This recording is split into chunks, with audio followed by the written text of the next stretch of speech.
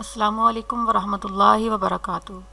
NAB کے زیر حراست خواجہ برادران کے شب و روز آج کل کیسے گزر رہے ہیں؟ صحافیوں کے وفد نے ملاقات کے بعد اندر کی باتیں بتا دیں۔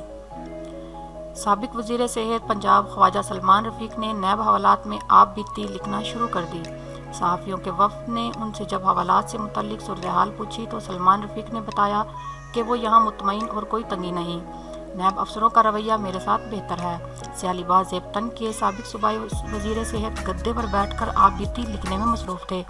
ان کا کہنا تھا کہ کتاب میں نیب کے حالات، سیاسی معاملات، خاموشیاں، سرگوشیاں اور ہلکا ہلکا ٹریفک کا شور تک بھی لکھ رہا ہوں۔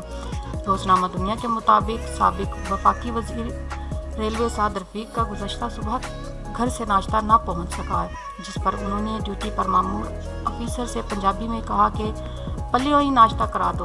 سعد رفیق سے جب ریلوے انجنوں کی خریداری سے متعلق پوچھا گیا کہ یہی انجن بھارت نے 25 کروڑ میں خریدا اور آپ نے 40 کروڑ ادا کیے، اس پر ان کا کہنا تھا کہ ہمارا آرڈر کم ہونے کی وجہ سے مہنگا انجن خریدنا پڑا۔